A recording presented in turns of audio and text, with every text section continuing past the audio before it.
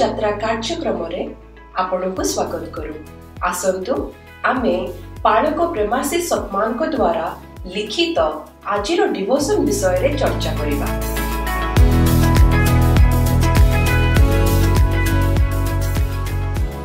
ପ୍ରେଜ୍ ଲର୍ଡ।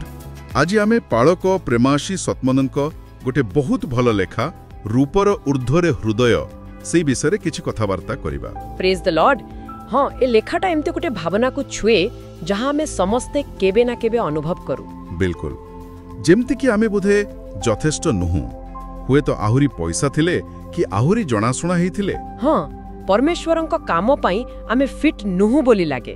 କିନ୍ତୁ ଆଜି ଆମେ ଚେଷ୍ଟା କରିବା ବୁଝିବାକୁ ପାଳକ ସତମନଙ୍କ ଦୃଷ୍ଟିରୁ କେମିତି ପରମେଶ୍ୱରଙ୍କ ଦେଖିବା ଆମ ଦେଖିବାଠୁ ପୁରା ଅଲଗା। ଏକଦମ। ଆଉ ଏହାର ମୂଳ କଥାଟା ମାନେ ଯାହା ପାଳକ ସତମନ ବାରମ୍ବାର କହୁଛନ୍ତି ତାହା 1 ସାମୁଏଲ 16:7 ଅଛି। ହଁ, ସେଇ ପଦଟା ମନୁଷ୍ୟ ବାହ୍ୟ ରୂପ ଦେଖେ, ମାତ୍ର ସଦାପ୍ରଭୁ ଅନ୍ତଃକରଣ ଦେଖନ୍ତି।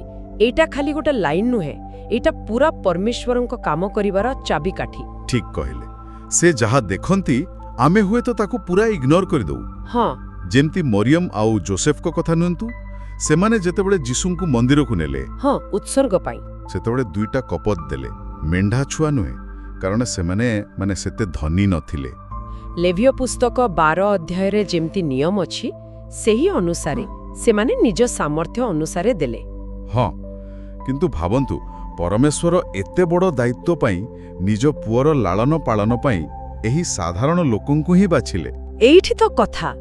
ପାଳକ ସତମାନ ସେଇଆ କହୁଛନ୍ତି।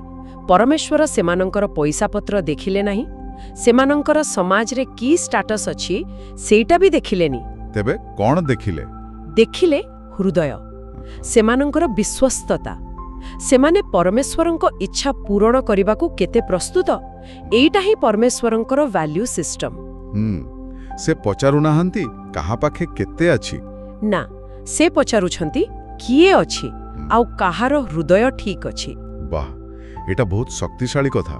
ଆଉ ଗୋଟେ ଉଦାହରଣ ଯାହା ପାଳକ ସତମାନ ବି ଲେଖିଛନ୍ତି ସେ ହେଉଛି ଦାଉଦ।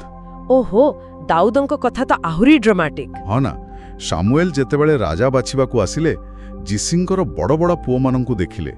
ସବୁ ଦେଖିବାକୁ ସୁନ୍ଦର, ଶକ୍ତିଶାଳୀ। ହଁ, ସାମୁଏଲ ଭାବିଲେ ଏମାନଙ୍କ ଭିତରୁ କେହି ଜଣେ ନିଶ୍ଚୟ ହେବେ।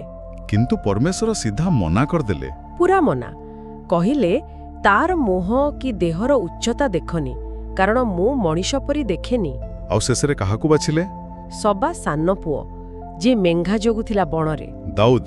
ଆଉ ପାଳକ ସତମନ ଏଇଠି ଗୁରୁତ୍ୱ ଦଉଛନ୍ତି ଯେ ଦାଉଦକୁ ବଛାଗଲା ତାଙ୍କର ବୀରତ୍ୱ ପାଇଁ ନୁହେଁ ବା ତାଙ୍କର ହ୍ୟାଣ୍ଡସମ୍ ଲୁକ୍ ପାଇଁ ନୁହେଁ। ହଁ, ସେସବୁ ତ ପରେ ଜଣାପଡ଼ିଲା।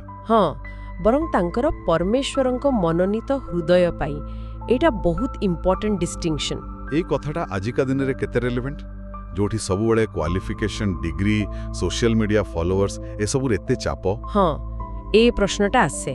ଆଉ ପାଳକ ସତମନ ଏହାର ଜବାବ ଦେବା ପାଇଁ ଡିଏଲ୍ ମୁଡିଙ୍କ କଥା କହିଛନ୍ତି। ଡିଏଲ୍ ମୁଡି ସେ ତ ଜଣେ ବହୁତ ବଡ଼ ପ୍ରଚାରକ ଥିଲେ। କିନ୍ତୁ ଆରମ୍ଭରୁ ସେ ଜଣେ ସାଧାରଣ ଜୋତା ଦୋକାନୀ ଥିଲେ, ବେଶୀ ପାଠ ବି ପଢ଼ିନଥିଲେ। ଓହୋ।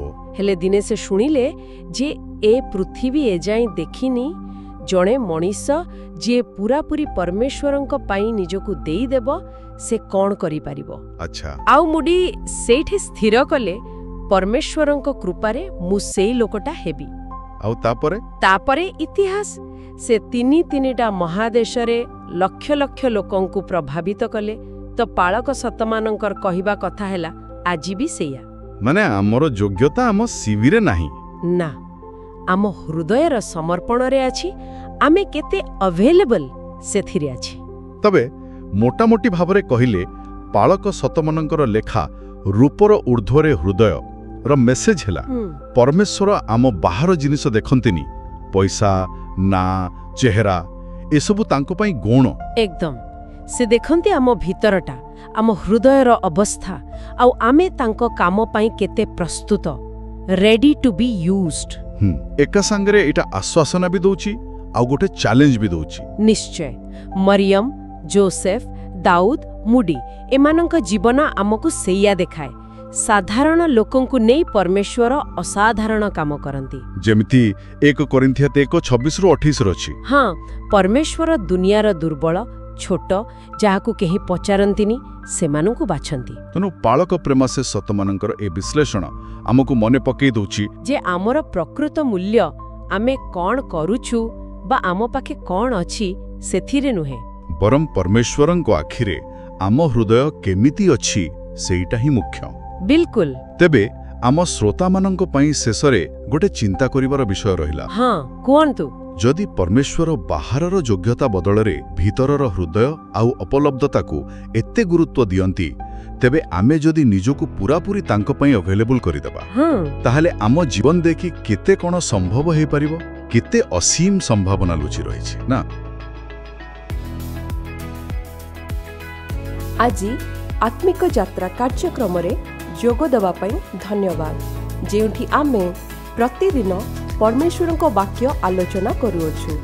ଯଦି ଏହି କାର୍ଯ୍ୟକ୍ରମ ଆପଣଙ୍କୁ ଆଶୀର୍ବାଦ ଦେଇଅଛି, ତେବେ ଏହାକୁ ଆପଣା ଫ୍ୟାମିଲି ଆଉ ଫ୍ରେଣ୍ଡସ୍ ହ୍ୱାଟ୍ସଆପ୍ ଗ୍ରୁପରେ ସେୟାର କରନ୍ତୁ। ଆସନ୍ତାକାଲି ପୁଣି ଦେଖା ହେବା। ଧନ୍ୟବାଦ।